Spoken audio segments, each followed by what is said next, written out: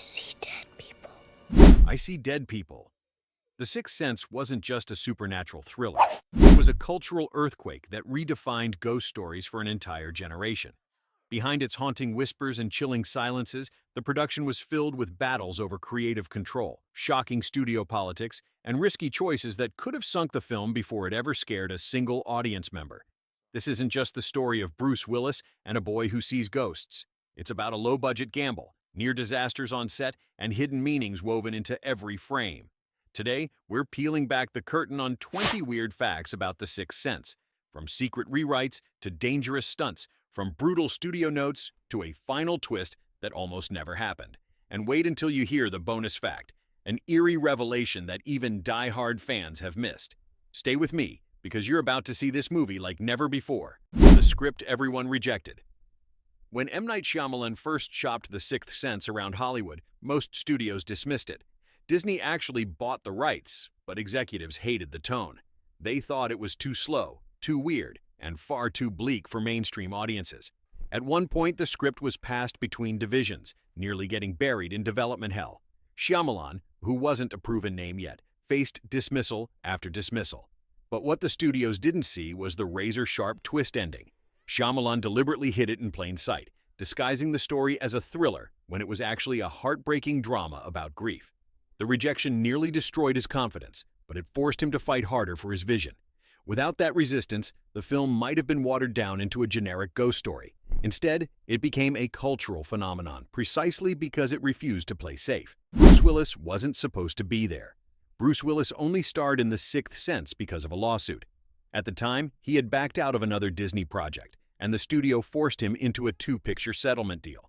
The Sixth Sense was one of those films. Imagine that. One of the greatest performances of his career started as punishment. Willis was initially uninterested, even cold, toward Shyamalan. But as filming progressed, he softened, realizing the script was far better than the typical genre fare he'd been doing. His quiet, restrained performance shocked critics who were used to his wisecracking action hero persona. The lawsuit meant Disney unintentionally gifted Shyamalan one of the biggest stars in the world. If not for legal trouble, Malcolm Crowe might have been played by a lesser-known name, and the movie's cultural reach would have been far smaller. Haley Joel Osment's audition changed everything. Casting the role of Cole was a nightmare. Hundreds of boys auditioned, but none had the quiet gravity the character needed. Then came Haley Joel Osment. Instead of playing the role as scared, he read the lines with a kind of solemn maturity that shocked the room. Shyamalan later said Osment's choice to understand the words, not just say them, sealed the deal. The young actor was so convincing that Bruce Willis himself admitted he felt chills acting opposite him.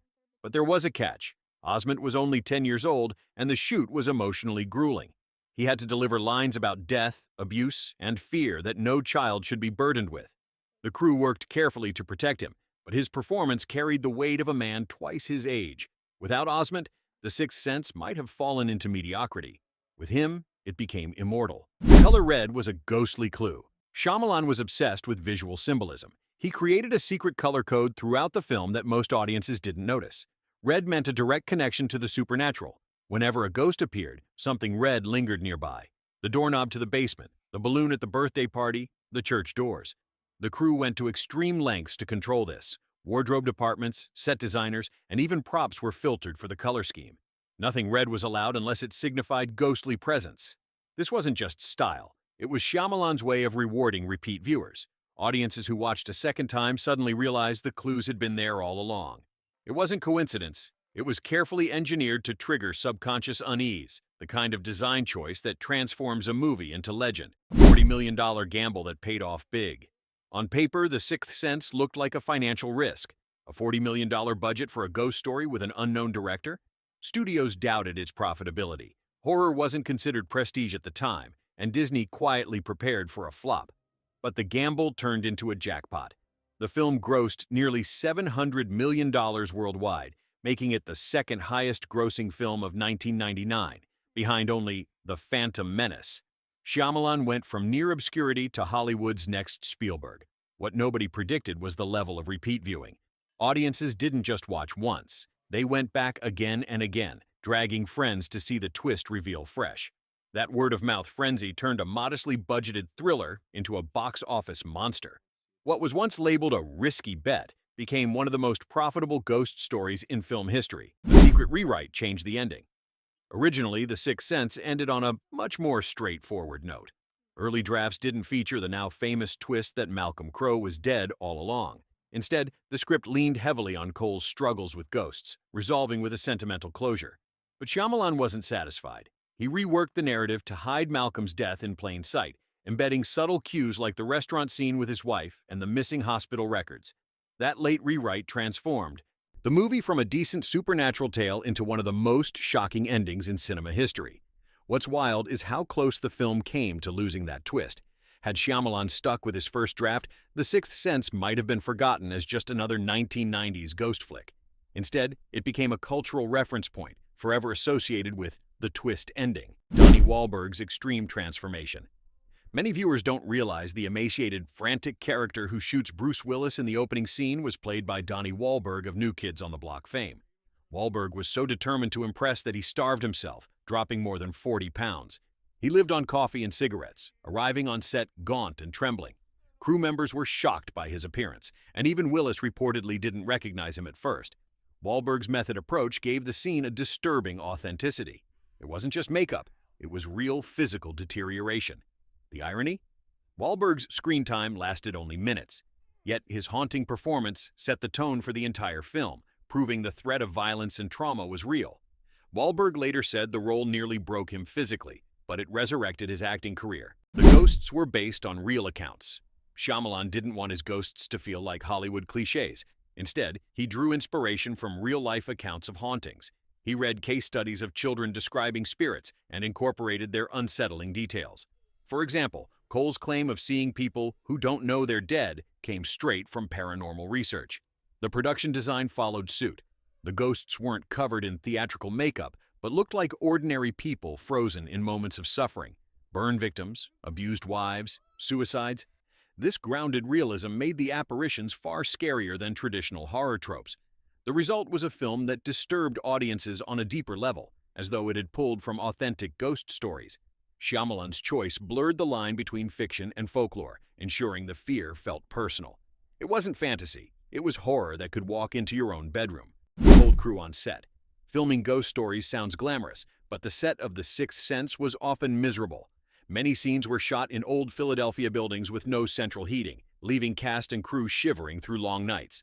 Shyamalan insisted on practical locations to ground the supernatural elements in realism. But this choice came with brutal conditions: drafty basements, damp attics, and freezing churches. Haley Joel Osment often worked in coats between takes, while crew members huddled around space heaters. Ironically, the discomfort fed the film's atmosphere. When you see characters' breath in the cold air, it isn't special effects, it's real. That authenticity made the haunting more visceral. The set wasn't haunted, but it was inhospitable, forcing everyone to endure a ghostly chill that translated onto screen in ways audiences could almost feel through the theater seats. Disney had no faith in the film.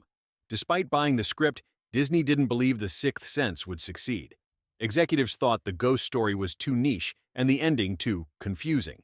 They quietly sold the U.S. distribution rights to Spyglass Entertainment, essentially handing away one of the biggest box office jackpots of the decade.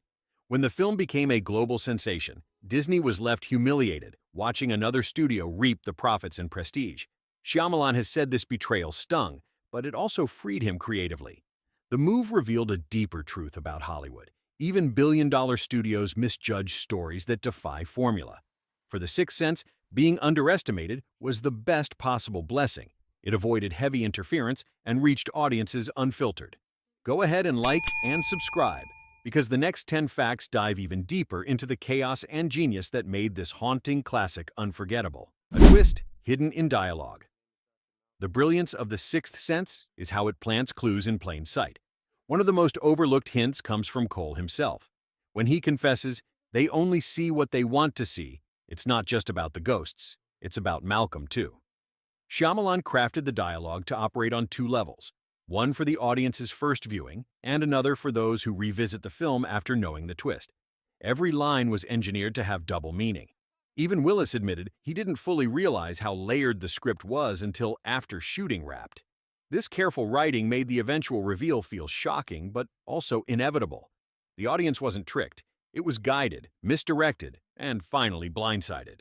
Few films achieve that balance, and it's why The Sixth Sense remains one of the most rewatchable thrillers of all time. The no-touch rule. Shyamalan devised a subtle trick to conceal the truth about Malcolm.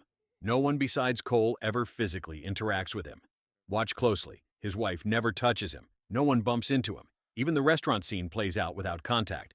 This wasn't an accident. Shyamalan enforced a strict no-touch rule on set. Crew members carefully blocked scenes to ensure Willis always stood slightly apart, reinforcing the illusion without drawing attention. The effect was subconscious. Audiences felt something was off, but couldn't pinpoint it. That slight distance gave the final reveal devastating power. The brilliance was that Shyamalan didn't cheat. He played fair, showing you the truth all along. It's filmmaking as sleight of hand, the cinematic equivalent of a magician's trick. And when the curtain dropped, viewers realized they had been watching a ghost from the very first scene, Haley Joel Osment's emotional burden. For a 10-year-old, carrying an entire film is a crushing weight. Osment not only shouldered it, he delivered one of the most haunting child performances in cinema. But it wasn't easy. He often had to cry on command, repeat emotionally draining scenes, and act opposite terrifying ghosts designed to traumatize the audience. Shyamalan protected him by framing the film as a story about helping people, but Osment still admitted some nights he couldn't sleep. Co-star Toni Collette, who played his mother, often stayed with him between takes, almost like a real parent, ensuring he didn't collapse under the pressure. Critics later compared his maturity to seasoned adult actors. Without Osment's balance of fragility and bravery, the movie might have collapsed under melodrama. Instead, his performance became the film's beating heart, elevating it beyond genre into something unforgettable. The birthday party nightmare. One of the film's scariest scenes, Cole being locked inside a cupboard at a birthday party, was just as intense on set. The sequence required Osment to thrash against the door, screaming in terror while the adults ignored him. Shyamalan filmed it in long, suffocating takes, with the sound department amplifying his cries to echo through the house. The crew later admitted they found it hard to watch, knowing the performance came from such a young actor. Osment's frantic energy was so convincing that extras playing party guests reportedly broke character, visibly disturbed by the realism. In post-production, the sequence was enhanced with faint supernatural whispers, but the raw terror was Osment's alone. That scene solidified Cole's isolation and vulnerability, showing audiences that the danger wasn't only from ghosts, but from a world of adults who refused to believe him. Shyamalan's Hitchcock moment. Like Alfred Hitchcock before him, Shyamalan inserted himself into his own film. He plays the doctor who treats Cole after his mother rushes him to the hospital. The cameo wasn't just vanity, it was insurance. Shyamalan wanted to ground himself in the story, to leave a permanent fingerprint on his breakthrough film. He also admitted he was inspired by Hitchcock's cameos, using them as a wink to attentive viewers.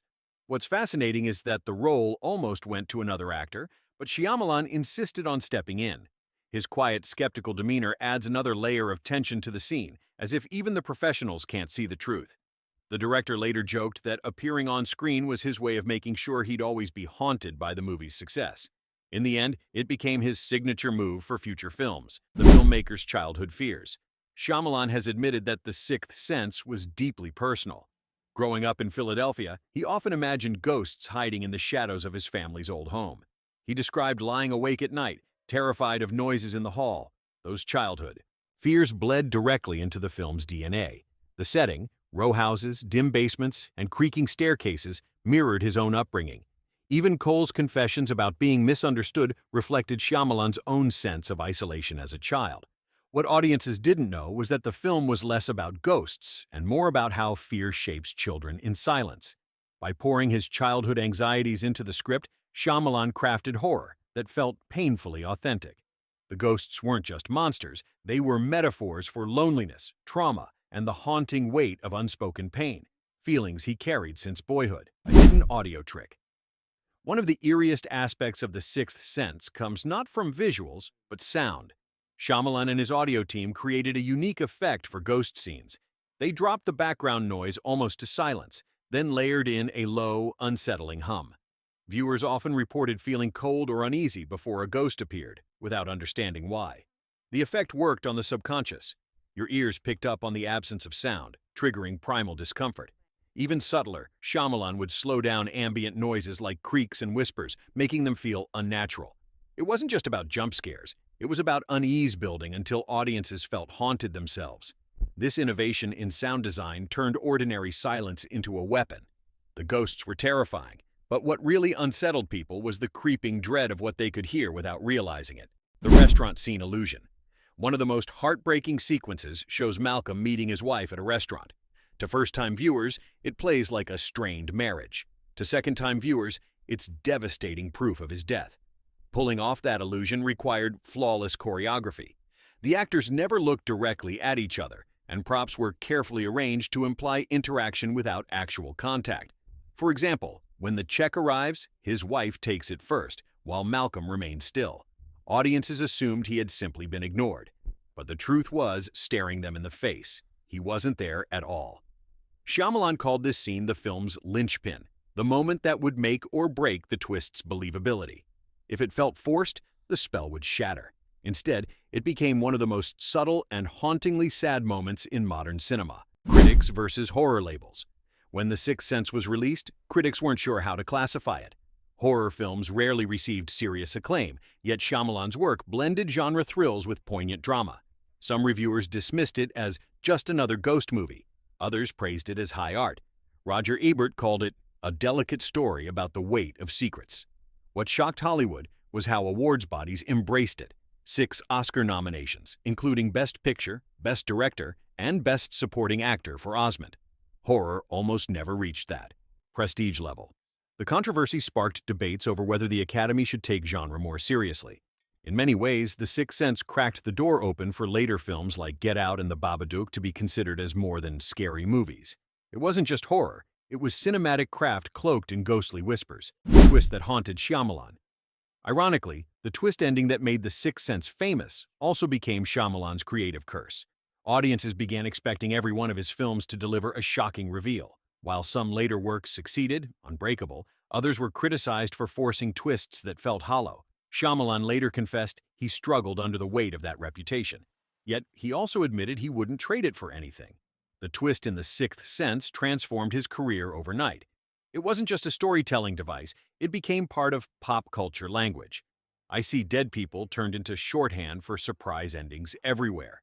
The legacy was double-edged. One film defined him, for better or worse. But without that twist, we might never have known Shyamalan at all. It was both a blessing and a haunting shadow he could never escape. A real ghost on film? For years, rumors have swirled about a chilling detail hidden in the background. In one scene, when Cole walks down a hallway, some viewers claim a ghostly figure not in the script appears briefly in a reflection.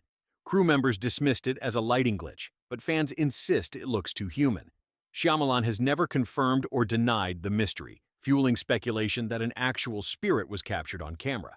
Whether accident, optical illusion, or something more, the rumor persists in online forums, with frame-by-frame breakdowns offered as proof. True or not, the idea that The Sixth Sense may have accidentally filmed a real ghost only deepens its legacy as one of cinema's most haunted productions. Sometimes the scariest things aren't scripted. They just slip into the frame unnoticed. The Sixth Sense wasn't just a ghost story. It was a cultural phenomenon born from risk, rejection, and relentless vision. What audiences saw was fear and wonder. What they didn't see was lawsuits, rewrites, sleepless nights, and a director channeling his childhood nightmares into art. The legacy?